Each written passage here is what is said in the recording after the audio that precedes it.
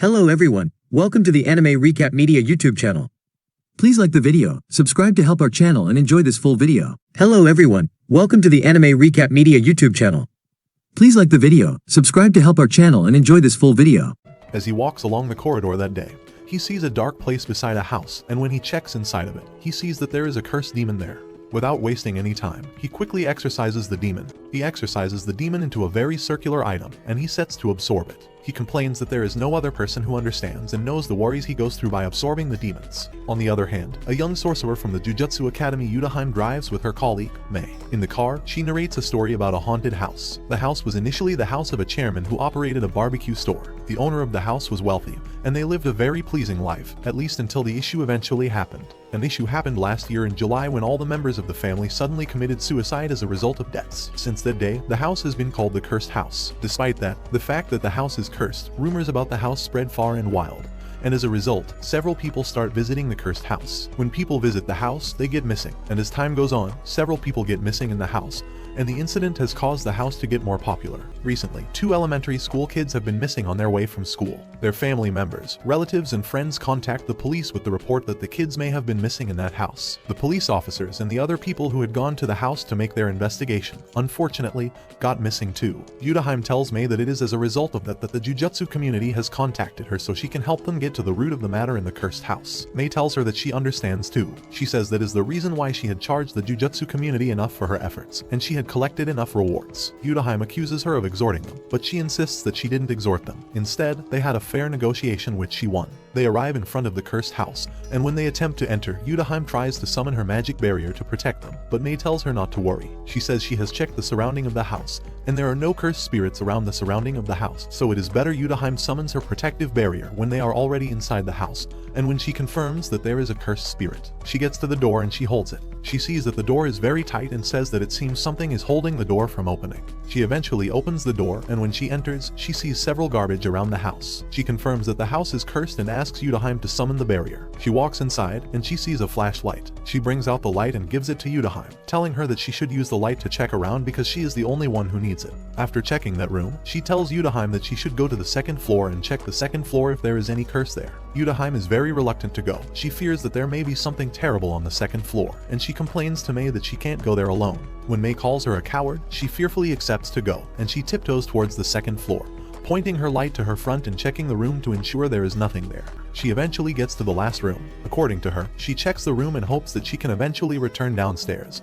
But as she is about to leave the room, she suddenly hears walking steps around her. She fearfully goes to check the room better to know if there is a cursed spirit there. She feels the noise is coming from under the bed, and she bends down slowly to check if there is something there. She suddenly hears another sound, and this time around, she can no longer hold it, so she screams in fear. Mei enters through the door and sarcastically comments that Yutaheim should get an award for screaming. She tells Yutaheim that there is nothing in the room and Yutaheim should stop being scared. Seeing Mei gets her a little more satisfied. She tells her that she has finished checking the room and says they can return to the first floor, but Mei tells her there is no second floor. She confirms it again that there is just a floor in the house, and it is only that floor. She says that she has passed through that same corridor about 3 times, and when she realized that she has been walking in a loop, she began to put signs in that same place to know how many times she has been there. She eventually declares that they have been trapped in a loop, and that is probably the same way the cursed spirit has been trapping everyone else who has entered the same house. She assumes that after the victims walk around without help, the cursed spirit will eventually come out to destroy them. Fortunately, she tells Yutaheim that the trap they are in isn't that strong and there is a way they could break it. She asks Yutaheim to advise on what they should do,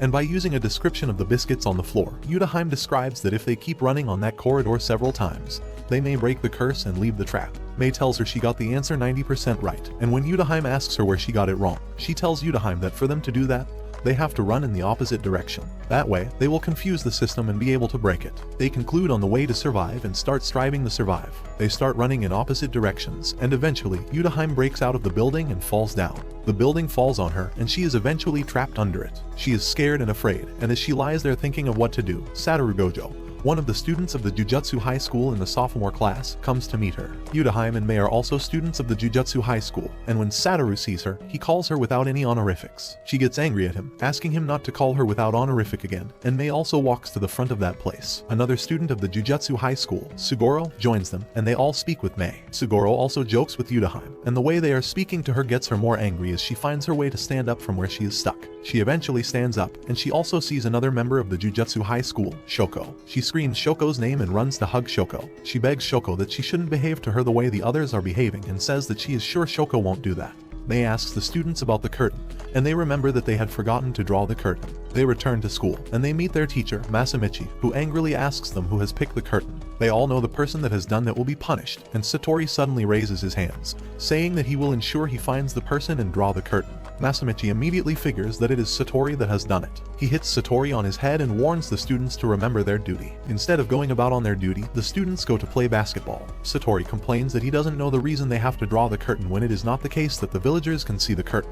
He says that the same way the villagers can't see the cursed spirit is the same way they can't see the curtain whether or not it is drawn, so there is no reason why they are disturbing themselves. Seguro corrects him that the same way they are helping the villagers fight and destroy the cursed spirit is the same way they must do things right. Satori calls the villagers weak and claims he doesn't know why they are protecting the weak. Seguro corrects him by saying society exists so the weak can be protected. He says the strong must be suppressed and the weak protected for a normal society to work. Satori continues his basketball and says he doesn't like speeches, so Seguro shouldn't give him speeches. They see that their teacher is coming. Shoko, who isn't around them, tries to run away, and Masamichi enters to meet Satori and Seguro, and he asks about Shoko. He tells the boys that he has a duty for them, and although he feels they aren't the best fit for the job, Master Tengen believes they should do it. He tells them the job is in 2 phases. The first is for them to protect the girl with the star vessel, and the second is to kill her. He calls them to give them more information, telling them that they have to repair Master Tengen's cursed technique of immortality. The technique is such that Master Tengen is immortal, but if it increases, he will become stronger and become more than human. For him to suppress the power, he has to merge with the star plasma vessel. However, there are some people who want him to become more than human so he can turn against humans, and they are in 2 groups. The first is the star religious group and the Q, so they are to stop the 2 groups from getting the girl. They get to duty and communicate with their phone. Seguro enters the building and sees one of the Q group throw the girl down the stairs. He jumps down and protects her. The member of the group, Kokun, sees Seguro and with his uniform confirms he is a member of Jujutsu Academy.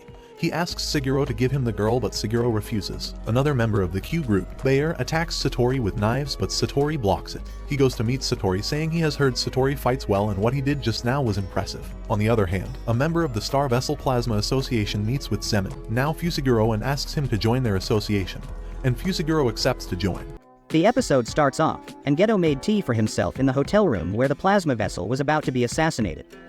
The assassin from Q has been defeated and is begging to be released, but Geto pretends to not hear him. The man threatens him, saying that Q's strongest soldier is here and that he will take care of them, but he has already been taken care of, because of which the organization collapses. The scene changes to a boating competition, where Fushiguro is talking with the guy from last episode, referring to Gojo, and saying that he'll need to wear him down with pawns first. The plasma vessel girl wakes up in the arms of her maid, tells her that they are her allies, while riding on Geto's little monster. This was his technique, curse manipulation. Gojo thought that she'd be more sentimental, as she is about to be absorbed, but she gives her speech about how her soul will live on. However, they are not very interested in it. They sympathize her, saying that she probably doesn't have many friends if she talks like that, but that's when she remembers that she has to go to school. Gojo thinks that it would have been better if they went directly to Jujutsu High, but Tengen ordered that her every wish should be fulfilled, as she will never be able to see anyone after being absorbed. That is when her maid reveals that her parents died in a car accident and that she has raised her since then, so she wants her to spend the time she has left with her friends. Gojo asks Geto about the spirits that he sent to watch over her, when he tells him to quickly go to her side, as 2 of them have been exorcised. The scene changes to the man who was talking with Fushiguro, looking at the screen with a timer of 48 hours and $250 for killing the girl. Meanwhile, the crew is getting to where the girl is, and Geto splits up, when Fushiguro gets call saying that the girl wasn't taken to Jujutsu High, so there is a chance that she might be killed and Fushiguro won't be able to get the money the Star Group was about to pay him. But he knows that she won't die as long as Gojo is there, as he is the first in many centuries to possess both the Sixth Eye and Limitless technique. Geto seems to have encountered someone sent to kill the girl, who has similar ability as Geto, but needs to use a catalyst in order to summon spirits. The old man thinks that the reason why he isn't stepping forward himself is because he is weak at close combat, but it was a trap set by Geto. Looks like he's dead. However, he jumps behind Geto, but gets transported to another realm, where he meets his old dog companion. Surprisingly, it wasn't Geto's technique, but his life flashing before his eyes while Geto was betting the shit out of him. Meanwhile, Gojo gets in the chapel where Riko was at, when all the girls think that he is her boyfriend, but she calls him her cousin. Gojo takes the opportunity to swoop her up and run away, when another sorcerer was eyeing her down, but her maid takes care of him, with Geto lending a hand, but he was actually a clone. Gojo is confronted by the same guy, but with 4 of them. However, Gojo easily beats the shit out of him, while explaining his technique. Finally, he is about to finish him off with his reverse curse technique, red. But actually fails, so he punches the guy instead. Riko is shocked when she receives a picture of her maid in danger. After her maid got kidnapped for her milkers last episode, we see that Geto left her and went ahead, which he now regrets. It's possible that they will offer to exchange her for Riko, or want them to kill her or they'll kill her maid. However, as long as the location for the exchange is set, Gojo will make things work out. Now, they want to take her back to Jujutsu High, but Riko refuses, as she hasn't said goodbyes yet. Gojo says that they'll take her with them if it's the only way her maid can survive, but if she gets scared partway, they won't take her back home. The scene changes, they had already rescued her.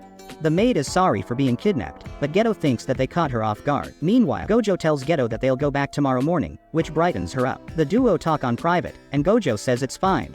That is when Geto reveals that Gojo neither released his technique nor slept since yesterday, and isn't planning on doing so today either. He raises a death flag by saying that it'll be fine, as Geto is here too, and he seems to be convinced. The day passes by, and they have finally arrived at Jujutsu High. Gojo wants to make her not feel sad by saying that he doesn't want to babysit a brat again, when suddenly a blade pierces him through his chest, which was impossible, as they were inside the school's barrier. We see a flashback of when Fushiguro went to see the Gojo clan's child who was born with the 6 eyes, but Kid Gojo saw him looking at him from behind, which had never happened. That is why he wore him down and looked for the perfect opportunity to strike. The duo double-team him to buy time, and Geto takes the girls to Tengen while Gojo takes care of Fushiguro. After getting out of the curse, Fushi had a different blade and a curse on his shoulder. Gojo tries to talk his way out of it by saying that the bounty is over, but Fushi was the one who took it down. The reason why he set a time limit was that Gojo could release his technique when he attacks him, but Fushi easily dodges. It is revealed that he has no curse energy, but a pact that grants him immense physical strength. That's when he starts jumping all over the place, and when he tries to attack, Gojo uses his technique to pushes him several blocks back. However, when he goes to check, Fushi had already started jumping again. To remove the buildings around him, Gojo uses his technique, blue, which does the job. But much to his concern, a bunch of curse flies surround him, which was the work of Fushi. Now, Gojo can't sense him at all, when he thinks that he's after Riko, but Fushi appears behind him, piercing his infinity and stabbing him in the throat. The rest was a brutal beatdown, killing Gojo with his body worn apart. Apparently, Fushi's weapon had the ability to stop any active technique, that's why he was able to cut through his infinity. Meanwhile, the rest of the group is heading towards Tengen. Geto explains to her that she'll need to go down the stairs, down to the base of the tree to get absorbed, or she can go back home to her maid. Back when their teacher was explaining their mission, he didn't want them to let her be absorbed, and he had already talked about it with Gojo, that if she refuses to be absorbed, they won't force her, even if it means fighting Tengen. Riko chooses to go back and be with her loved ones, so Geto gives her his hand, but something hits her in the head and kills her. It was from Fushi, who came here after killing Gojo, which makes Geto lose it, and summon 2 strong curses to kill him. After Riko got a hole blasted in her head by Fushiguro, Geto attacks him with murderous intent, but Fushiguro easily defeats his dragon. They walk down the destroyed hallway, while Fushiguro is explaining how he got inside without anyone noticing, as he has no cursed energy, but he would have been found out if he had a cursed weapon on him. That is the reason why he carried a cursed spirit that carried his weapons in his stomach. The rest was easy, as he traced their footprints and followed them. When Geto launches a flurry of different attack with his stored curses, but Fushi slices through all of them, even insulting his technique. All of a sudden, everything freezes and something can be seen in the distance, which asks Fushi if she's beautiful. It had deployed a domain that stopped anyone inside from using violence until he answered, and a bunch of scissors appear around him. When he does, he easily destroys them. However, Geto was actually trying to steal the cursed spirit on his shoulder. If the difference between him and the spirit is 2 levels lower, he can directly absorb them, but Fushi doesn't let that happen, and proceeds to slashing his chest and knocking him out with a kick. When the smoke clears after the hallway collapsing, Fushi intentionally let him live, as the curses that he has absorbed would gush out if he dies. Fushi finally remembers that he has a son, and that he named him Megumi. Later that day, Fushi and the other guy go to the Star Group's place, where Fushi gives them Riko's body with all limbs intact. After wrapping her in a blanket while spouting some bullshit, the man says that humanity will be destroyed if Tengen goes berserk, but Ballhead doesn't mind if that happens. He is walking alone, when he suddenly encounters Gojo, alive and kicking, which he can't believe. What happened was when Fushi stabbed his throat, he focused all his focus on using reversed curse technique and healed himself. However, he seems to have a screw loose. They begin fighting, but Gojo seems to be overpowering him, finally being able to use reverse curse technique red. Fushi doesn't seem to be injured when he reviews Gojo's techniques, thinking that he can deal with all of them. However, something doesn't seem right. Fushi launches a few attacks but Gojo dodges them with a face that says that he doesn't have a care in the world, not even about Riko's death. When he finally gets his head back in the game, he has found out that Fushi is from the Zenin clan. That's why he knows so much about Gojo's technique, but there's one that only a few from the Gojo clan know of, the ultimate technique, purple. When the light clears off, Gojo's technique had taken off a big chunk of meat out of Fushi. His last words to Gojo were that Megumi was going to be sold off to the Zenin clan in 2 or 3 years, and Gojo had to do what he wants about that. He takes his last breaths and dies while standing like a real man. Later that day, we witness a disturbing scene which you can see. When Geto rushes down a stairway and opens a door, he finds people in white clapping their hands, which were directed towards Gojo carrying Riko's body. Geto can't recognize him at first because of the look in his eyes. There was no point in doing that, as the real masterminds behind the group have hit the road. Gojo asks if it's necessary to have a point, and Geto deems it necessary. Episode 5 of Jujutsu Kaisen Season 2 begins 1 year after the events, involving Satoru fighting Fushiguro and retrieving Riko from the Star Religious Group. Satoru demonstrates the automatic selection portion of his jujitsu technique to Geto and Shoko. As Satoru explains his technique and its advancements further, Geto claims Satoru's become the strongest so far and handles all his missions by himself. Geto claims he's been completing tasks alone too. He confirms Shoko never gets the opportunity to tackle dangerous ones alone. While on a train, Geto states cursed spirits have sprung up more after the events involving Riko and the 2 factions that were after her. He questions who he's exorcising cursed spirits for. While showering, Geto admits he became a jujitsu sorcerer to save lives and tells himself not to waver. Geto bumps into Hibara, who says he'll be going somewhere far for his next mission. He tells him to gather souvenirs while he's there. Geto asks Hibara if he can keep going as a jujitsu sorcerer, and Hibara says he plans to give it his all. Suddenly, Yuki Tsukumo arrives and interrupts Hibara and Geto's conversation. Yuki introduces herself to Geto, and he criticizes her after recalling what he knows about her. Yuki confirms Geto's claims and says she'd rather treat the cause than follow Jujutsu High's policies and treat symptoms. She'd rather create a world where cursed spirits aren't born than hunt them down. Yuki shares 2 ways to make this happen. One involves eliminating humanity's cursed energy, while the other involves helping humans control their cursed energy. Yuki feels the first option is better because there's a model case for it, thanks to Fushiguro. She attempted to study Fushiguro, but he turned her down. Unfortunately, with Fushiguro gone, she must resort to her second plan. Since jujitsu sorcerers leak little cursed energy, Yuki suggests that turning humans into jujitsu sorcerers would be the way to fulfill her goal. Geto believes killing all non-sorcerers would help her complete that goal, and Yuki agrees it'd work. However, she's not crazy enough to go through with that option. Geto admits his thoughts about non-sorcerers have wavered, and Yuki tells Geto it's up to him to decide which path he wants to lead. Yuki tells Geto that he doesn't need to worry about the star plasma vessel and reassures him that Tingin's stable. Afterwards, Geto covers up Hibara's lifeless body in the morgue. Nanami's irritated about how everything should have been easier and not turned out like this. Geto tells Nanami he needs to rest and informs him that Satoru's handling their mission. Geto contemplates if being a jujitsu sorcerer is worth it if a mountain of his comrades' corpses waits for him at the end of this game. After tackling a mission involving 2 girls and a village of non-sorcerers, Geto gets sentenced to death for murdering the non-sorcerers with his curse manipulation technique. Masamichi tells Satoru what happened and informs him that Geto murdered his parents. However, Satoru doesn't want to believe Geto committed the crimes. Geto bumps into Shoko in Shinjuku, and admits he committed his crimes because he wants to create a world where only jujitsu sorcerers exist. Shoko calls Satoru and tells him she's speaking with Geto in Shinjuku. Geto departs, and Satoru stops and interrogates him for his actions.